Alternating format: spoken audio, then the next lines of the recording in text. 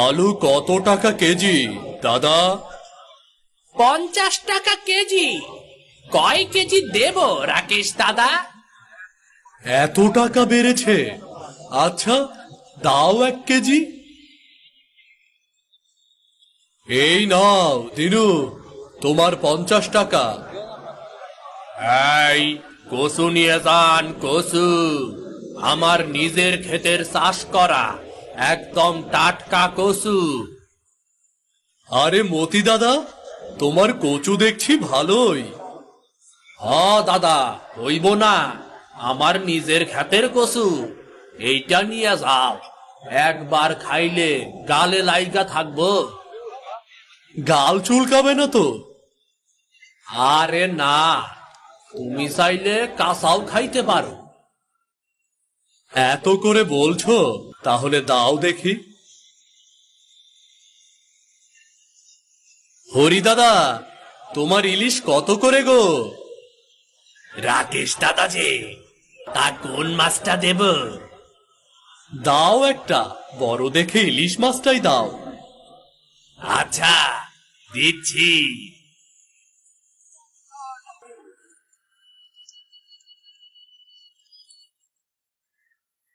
আরে রাকেশ যে, দেখছি ইলিশ আর কচু কিনছিস।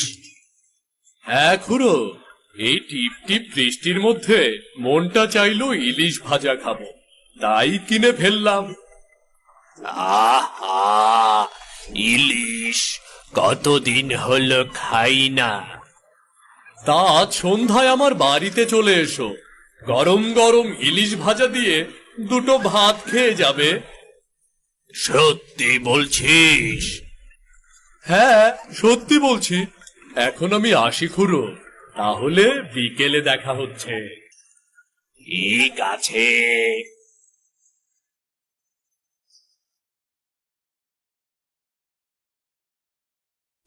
কোথায় গেলে বউ? দেখো, আজ বাজার থেকে কি নিয়ে এসেছি। ওগো, এত বড় ইলিশ কিনে এনেছো দেখছি। হ্যাঁ, ইলিশ কিনেছি, আর সাথে দেখো কচুও কিনেছি। তা ভালোই করেছো। মা ইলিশ কেনার কথা বলছিল, তুমি নিয়ে এসে ভালোই করেছো। সে কি কথা, তুমি আগে বলনি কেন? আগে আগে কি আমি জানতাম? তা আমার ছেলে মেয়েকে দেখছি না তো, ওরা কোথায়? মা তিন্নি, বাবা রাতুল, কোথায় গেলি? দেখে যা, তোদের বাবা কত বড় ইলিশ মাছ নিয়ে এসেছে। ওমা, বাবা এত বড় ইলিশ নিয়ে এসেছে দেখছি। বাবা, ও বাবা, তুমি জানতে আমরা ইলিশ মাছ খেতে চাচ্ছি? না রে মা, এই বৃষ্টির দিনে আগে কত ইলিশ খাওয়া হতো, এখন তো আর আগের মতো ইলিশ মাছ খেতেই পারি না। আজ মনের মধ্যে বড্ড ইচ্ছে হলো ইলিশ খাওয়ার, তাই ইলিশ কিনে আনলাম। কি মজা, কি মজা! আজ আমরা ইলিশ মাছ দিয়ে ভাত খাবো। দিদি, ঠাকুমা বলেছিল ইলিশ মাছ নিয়ে আসলে নতুন রেসিপি রান্না করবে। চল, আমরা ঠাকুমার কাছে গিয়ে খবরটা দিয়ে আসি। হ্যাঁ রে দাদা, চল।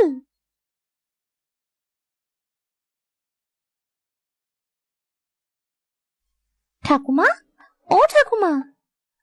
কি রে, এইভাবে চেঁচাচ্ছিস কেন? কি হয়েছে?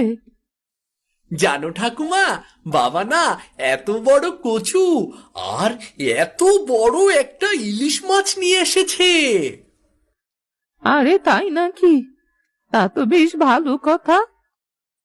ও ঠাকুমা, এবার কিন্তু তোমাকে আমাদের জন্য ইলিশ দিয়ে নতুন কোনো রেসিপি তৈরি করে খাওয়াতে হবে। আচ্ছা আচ্ছা, বেশ, খাওয়াবো।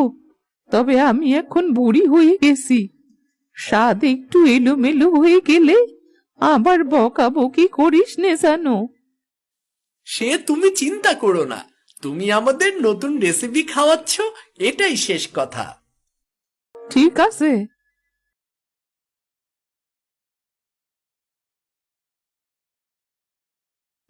এ কি মা, আজ তুমি রান্না করতে বসেছো যে? আর বলিস নে, তোর ছেলে মেয়ে আমাকে সেভাবে ধরলো, ওদের নাকি আমার হাতের ইলিশ রেসিপি খেতে হবে। তা তো বেশ মা, আমিও কতদিন হলো তোমার হাতের ইলিশ রান্না খাই না। আজ ওদের জন্য তোমার হাতের ইলিশ রান্না খাবো। এ তো শুনে আমার মহা খুশি হচ্ছে। আমার পাগল ছেলে, ঠিক আছে ঠিক আছে, আজ আমি ইলিশ দিয়ে কচু ঘন্ট করব আর খিচুড়ি রান্না করব। আরে বলো কি মা, ইলিশের মাথা দিয়ে কচু ঘন্ট?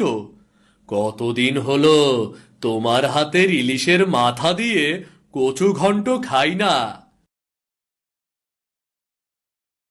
শোনো বউ, আমি মাঠে যাচ্ছি, ফিরতে একটু দেরি হবে। আর শোনো, আজ গোপাল খুড়োকে দাওয়াত দিয়েছি, বিকেলে চলে আসবে। আচ্ছা ঠিক আছে, তুমি তাড়াতাড়ি ফিরে এসো।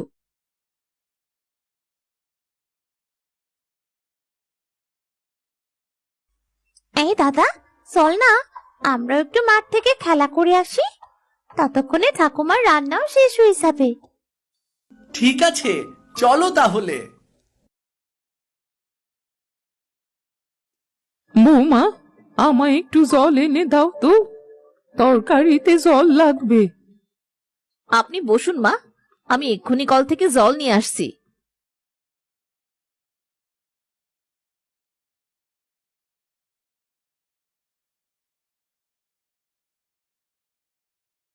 ভাবি, জল নিতে আসলে বুঝি? হ্যাঁ ভাবি। তা ভাবি, আজ কি রান্না করছো তোমাদের বাড়ি? তোমাদের বাড়ি থেকে রান্নার সুগন্ধ আসছে। আমি রান্না করছি না গো, আজ আমার শাশুড়ি মা রান্না করছে। ও তাই বলো, তা কি রান্না করছে কাকিমা? ইলিশ দিয়ে কচু ঘন্ট। ইলিশ দিয়ে কচু ঘন্ট করে? এ তো বাপের জন্মেও শুনি নাই। তা শুনবে কেমন করে, আমিও তো কোনোদিন শুনি নাই। তা বলছিলাম কি ভাবি, যদি কাকিমার হাতের একটু তরকারি। হ, বুঝেছি বুঝেছি, সন্ধ্যায় চলে এসো আমাদের বাড়িতে, ইলিশ দিয়ে কচু ঘন্ট করে খাওয়াবো গো। তুমি যেহেতু বলছো, না যেও তো পারি না। আচ্ছা ঠিক আছে, যাবনে। এদিকে তোমার সাথে কথা বলতে বলতে আমার দেরি হয়ে গেল, ওইদিকে আমার শাশুড়ি চলের জন্য বসে আছে। আমি এখন যাই ভাবি।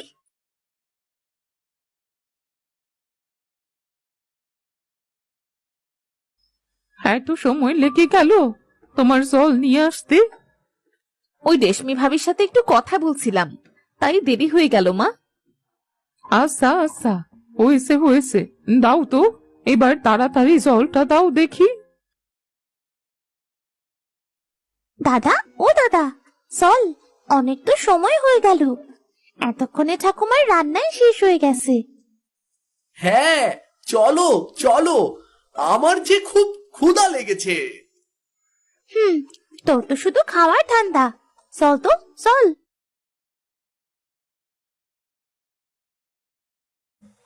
আয় মা আয়, তোদের জন্যই অপেক্ষা করছি।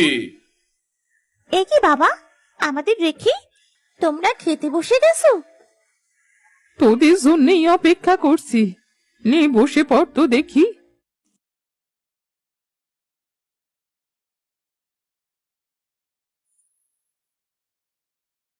আরে বাহ বাহ, দারুণ স্বাদ হয়েছে তো। সত্যি ঠাকুমা, তোমার হাতে রান্নার কোনো তুলনা হয় না। মা, ও মা, আমাকে আরেকটু দাও না, আজ আমি অনেক খাবো।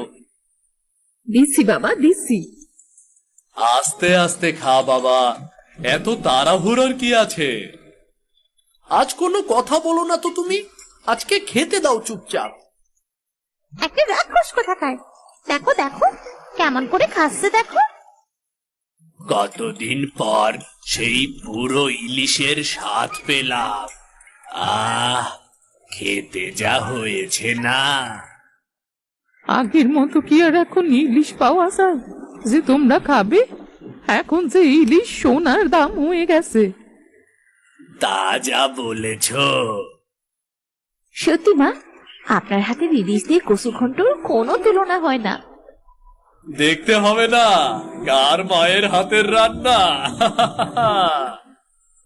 সত্যি বাবা, তোমার মায়ের হাতে রান্নার তুলনা হয় না।